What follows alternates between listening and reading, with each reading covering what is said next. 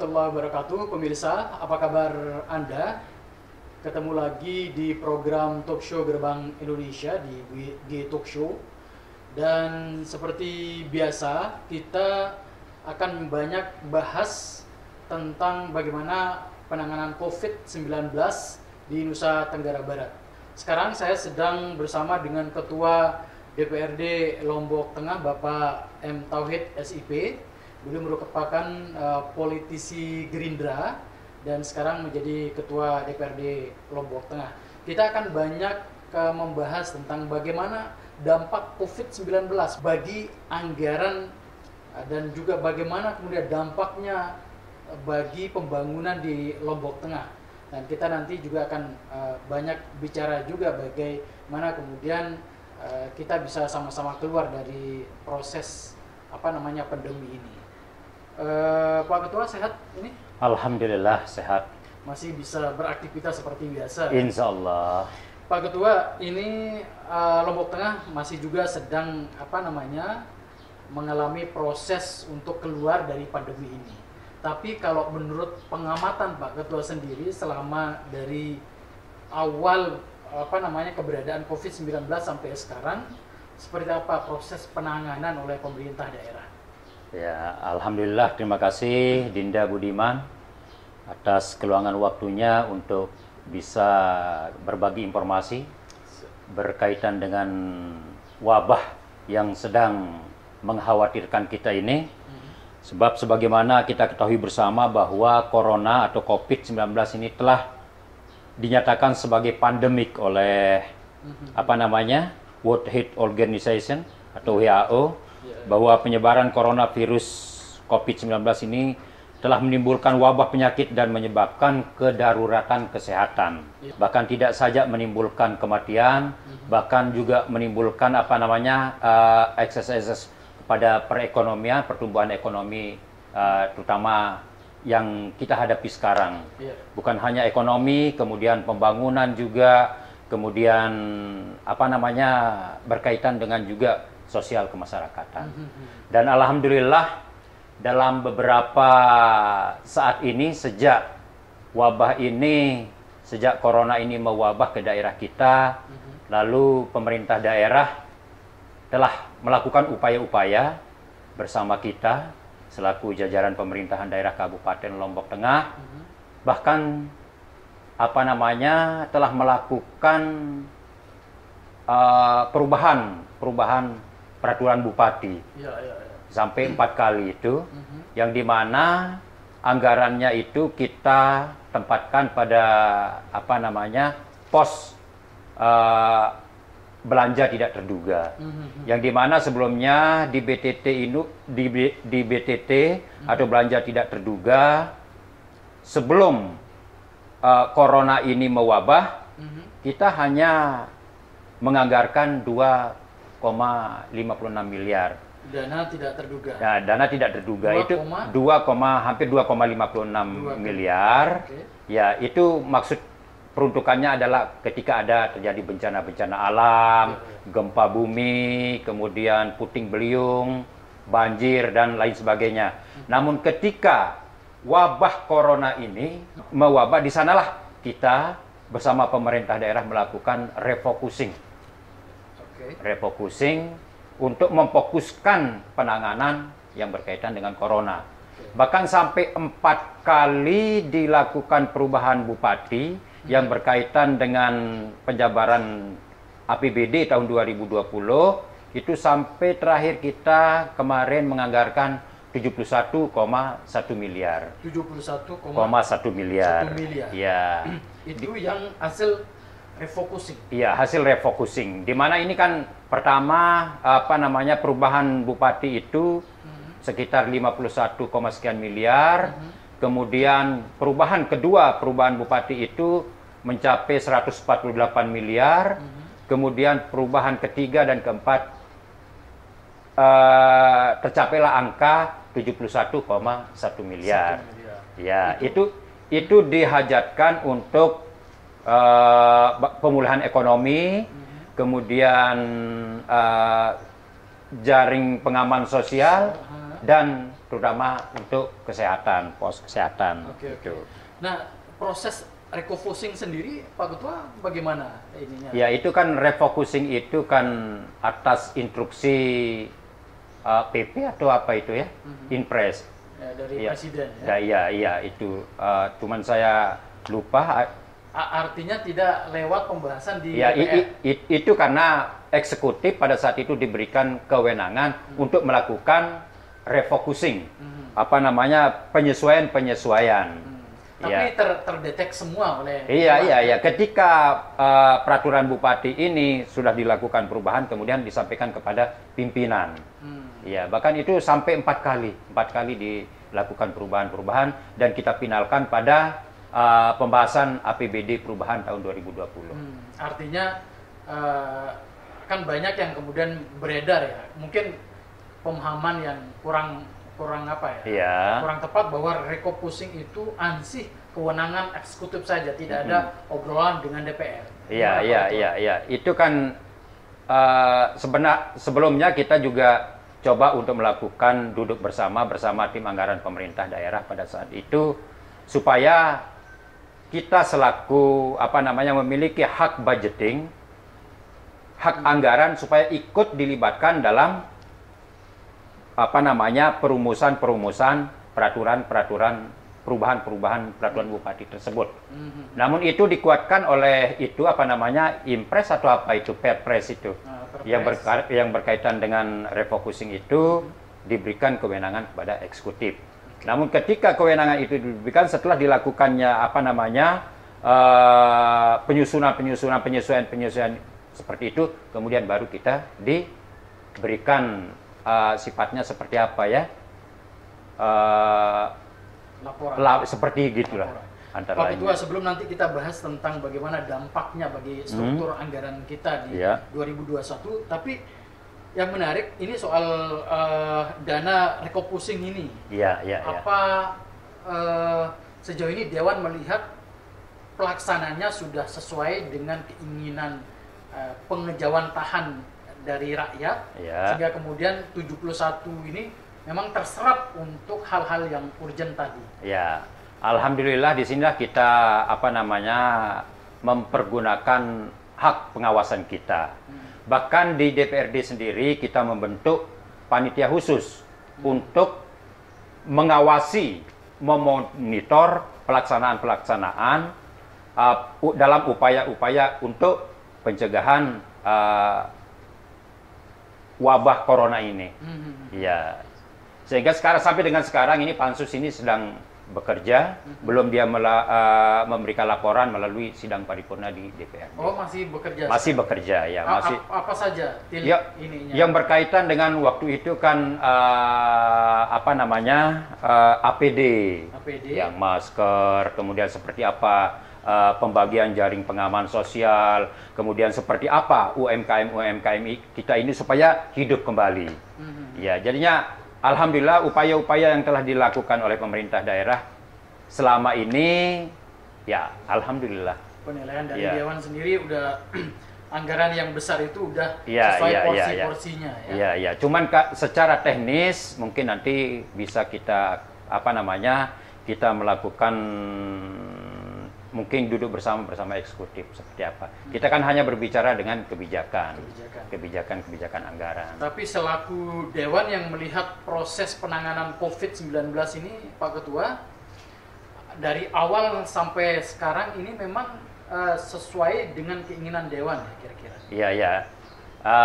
Sebenarnya, disinilah juga perlu kita tekankan kepada pemerintah daerah supaya betul-betul memperhatikan. Tapi saya melihat sudah seperti kegiatan-kegiatan, ada kegiatan kampung sehat, kemudian pemantauan juga. Bahkan di sini bukan hanya pemerintah daerah, kita juga bekerja sama dengan kepolisian, bekerja sama dengan TNI untuk melakukan pemantauan, sosialisasi berkaitan dengan penanggulangan bencana corona ini. Oke, baik. Nah, ini yang urgent kemudian ingin diketahui oleh masyarakat Lombok Tengah, Pak Ketua, soal kemarin memang sempat ada informasi bahwa kita postur anggaran kita agak kurang, agak anjlok ya. Sebenarnya seperti apa kondisinya? Ya seperti itu. Bahkan anggaran kita sampai dari dana alokasi umum itu sangat signifikan penurunannya. Cuman saya tidak bisa menyebutkan berapa persen kira-kira? Ada di dalam catatan saya ini, namun itu ada sekitar 20% turunnya, 30. Sebentar supaya kita tidak salah, sebenarnya ada di sini semua, nggih. Ya, pendapatan asli daerah kita mengalami penurunan sebesar 31 miliar itu. 31 miliar. Yang dari kita targetkan 225 miliar. Ya. Kemudian dana perimbangan mengalami penurunan sebesar 139 miliar 911 juta 227 ribu rupiah, sehingga menjadi 1 triliun 500 miliar 902 juta 944 ribu rupiah. Ya, kemudian belum lagi lain-lain pendapatan daerah yang sah juga semua mengalami penurunan. Ya. Artinya dari postur APBD kita berapa? Kalau sebelumnya 2, berapa? Hampir 2,3 triliun ya. Sekarang ya. Kondisinya berapa? Kondisinya sampai dengan sekarang yang diproyeksi 2 triliun 115 miliar 267 juta sekian. Yang sebelumnya itu 2 triliun 296 miliar, hampir 2,3 triliun. Ya. Berarti berkurang sekitar 181 miliar sekian. 181 miliar. Iya. Karena pengurangan dari dana perimbangan tadi. Iya, dari dana perimbangan dan pendapatan asli daerah kita, terutama dari pajak. Kita melihatkan pariwisata kita sangat lesu ketika kita dihadapkan pada suasana seperti ini. Pajak restoran, pajak hotel juga kan seperti itu. Berarti bagi pemerintah ini apa maknanya kemudian bagi pemerintah atas pengurangan APBD kita, dampak langsungnya Pak Ketua? Ya, seperti yang kita tekankan kepada pemerintah, ini adalah merupakan optimalisasi kan. Tidak bisa kita ini kan PAD kita ini sekian persen bersumber dari dana transfer pusat. Kita hanya di sini seperti kemarin di APBD 2020, APBD murni kita targetkan 225 miliar, namun mengalami penurunan sampai dengan 30-an miliar. Bahkan APBD 2021 kita juga itu kita targetkan 218 miliar sekian.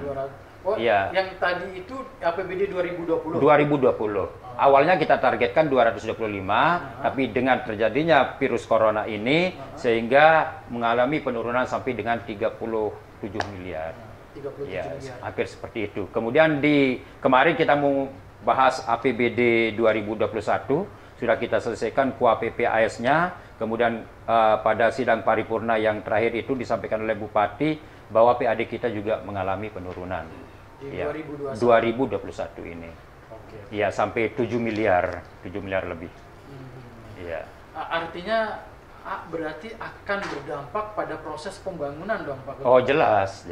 Makanya sehingga ada beberapa pembangunan yang mungkin kita pending atau program-program lain juga. Ya, bahkan kemarin juga terjadi rasionalisasi ya. Rasionalisasi di QAPPAS yang disusun oleh Bapeda bersama BPKAD juga terjadi rasionalisasi.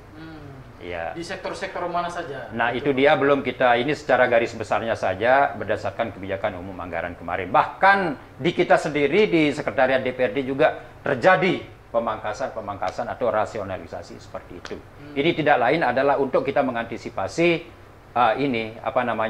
corona ini juga. Di 2021 ada dana tidak terduga juga yang ini kan? Ya, di 2021 kemarin kita coba untuk mempelajarinya. BTT itu di angka 2,56 miliar.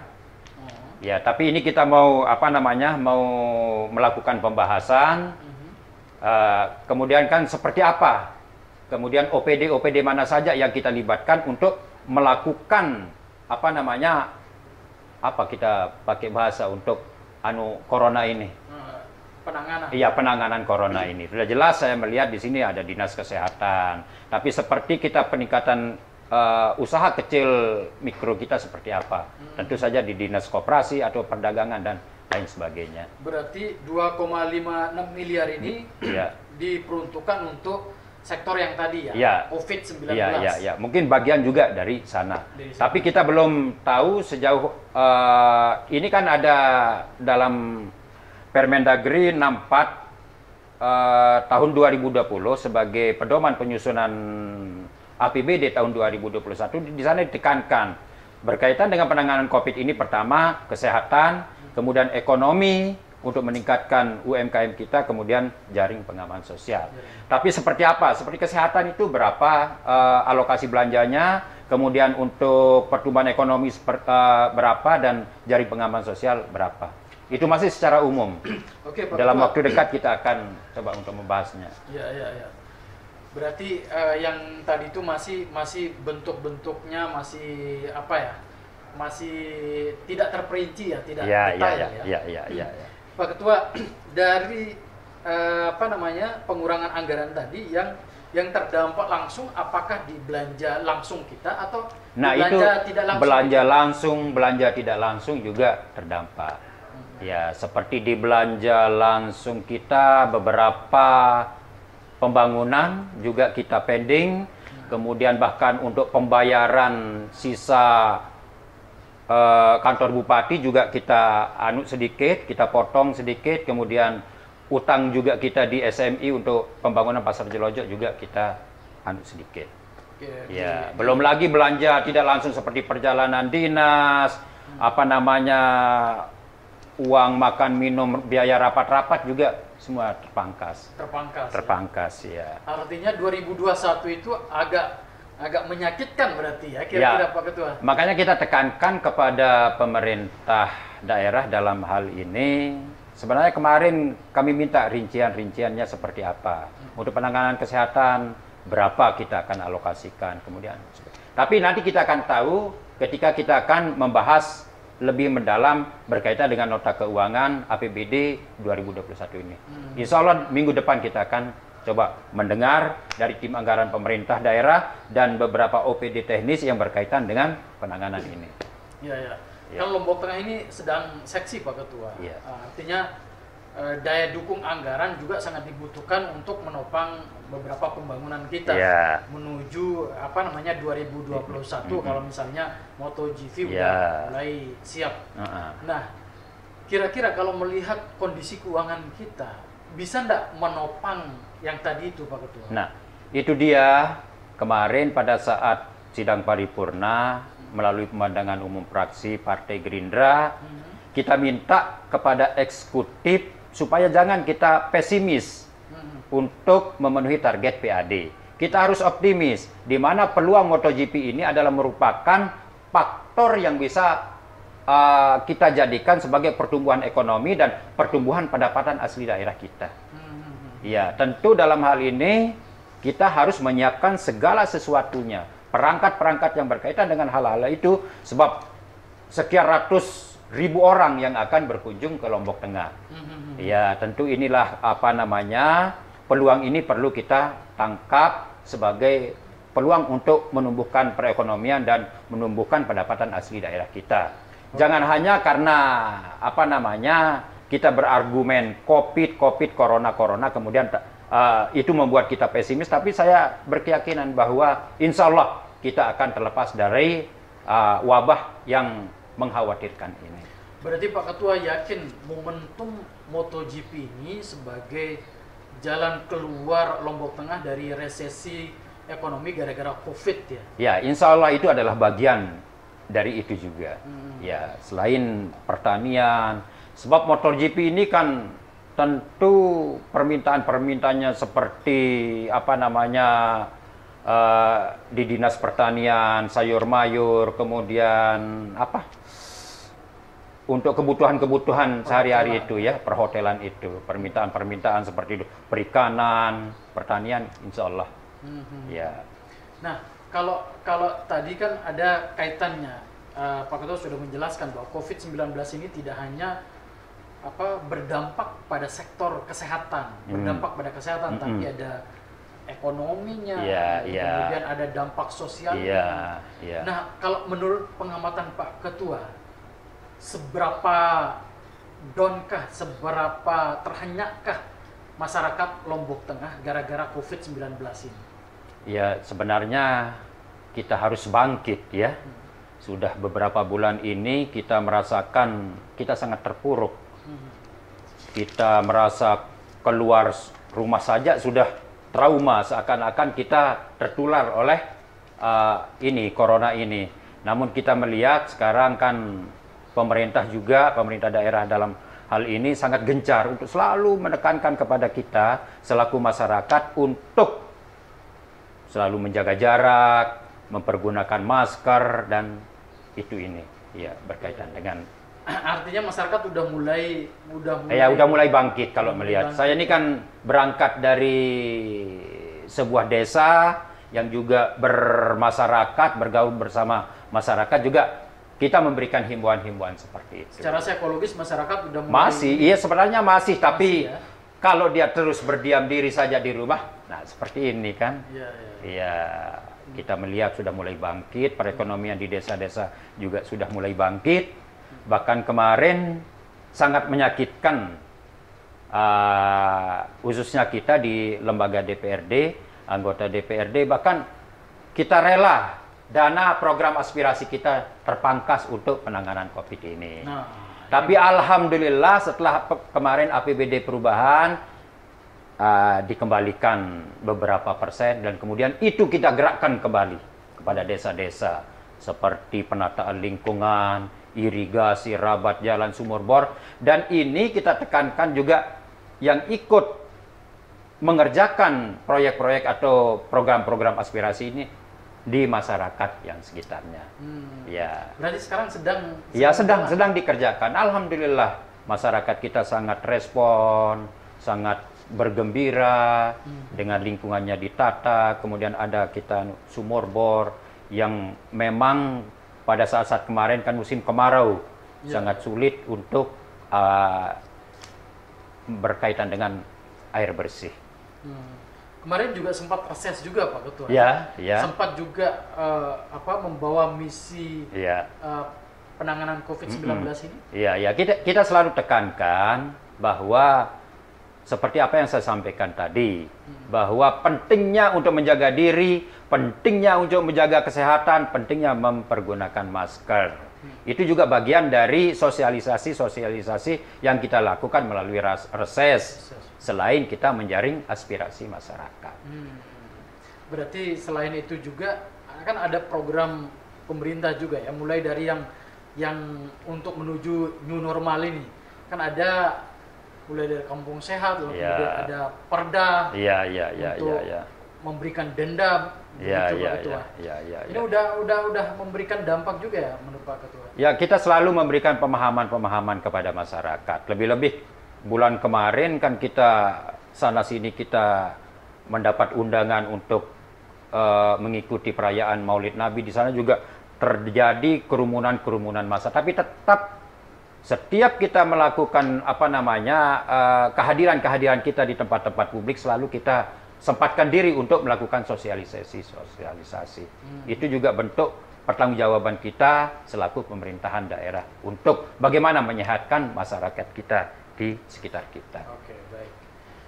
Terakhir mungkin Pak Ketua, ini soal COVID-19, lalu kemudian ada pilkada momentumnya, lalu kemudian ada juga masyarakat yang beraktivitas. Ini bagaimana kita bisa menyeimbangkan ini kira-kira? Yang bagaimana? Antara COVID-19 ada pilkada juga momentumnya. Gimana ya kira-kira? Ya, itu kan seperti apa ya, kan sepertinya sudah dibuat aturan oleh pihak penyelenggara pilkada, dalam hal ini KPU kan, yang dimana kalau kita melihat sendiri beberapa pertemuan kandidat ini tidak lebih dari 50 orang itu, dan selalu saya melihat walaupun saya dari kejauhan selalu diawasi oleh Panwas. Ya, dan saya melihat juga di beberapa tempat para calon juga menghimbau masyarakat supaya melaksanakan apa yang menjadi harapan pemerintah dalam penanganan COVID ini. Baik, baik Pak Ketua, mungkin di sesi terakhir ini ada himbauan-himbauan khususnya bagi masyarakat kita, silakan Pak Ketua. Ya, terima kasih. Ke sini Pak. Ya, kepada masyarakat Tatas Tuhu Trasna atau masyarakat kami yang tercinta di Kabupaten Lombok Tengah, marilah kita tetap selalu waspada untuk menjaga diri, bahwa kesehatan itu sangat penting. Dalam menghadapi pilkada juga perlu kewaspadaan kita, bahwa tidak ada salahnya untuk kita selalu mempergunakan masker, tidak ada salahnya untuk kita selalu mencuci tangan, dan tidak ada salahnya kita untuk selalu menjaga jarak bersama rekan-rekan atau sahabat kerabat, sehingga terlaksana apa yang kita harapkan, mewujudkan masyarakat yang sehat, mewujudkan masyarakat Lombok Tengah yang sejahtera. Mungkin itu saja, Dinda Budiman. Baik, terima kasih. Baik Pak Ketua, tadi banyak pemirsa, banyak hal yang sudah kita obrolin dengan Pak Ketua DPRD Lombok Tengah, Bapak M. Tauhid SIP, mulai dari bagaimana penanganan COVID-19, dampaknya bagi anggaran dan juga bagi pembangunan di Lombok Tengah. Tapi yang saya catat tadi yang menarik dari pernyataan beliau adalah bagaimana momentum MotoGP misalnya bisa menjadi jalur keluar Lombok Tengah dari resesi ekonomi akibat COVID-19 ini. Nah, terlepas dari nanti apakah kemudian MotoGP ini bisa, harapan Pak Ketua tadi bisa go 2021. Nah, dan tadi juga ada yang menarik juga bahwa di pilkada ini Ketua DPR juga menghimbau kepada calon kepala daerah dan juga masyarakat untuk tetap pada prokes COVID-19. Mungkin itu saja Pak Ketua. Ya, terima kasih terima waktunya di sesi Gerbang Indonesia Talkshow. Dan pemirsa, demikian saya Budiman. Wassalamualaikum warahmatullahi wabarakatuh.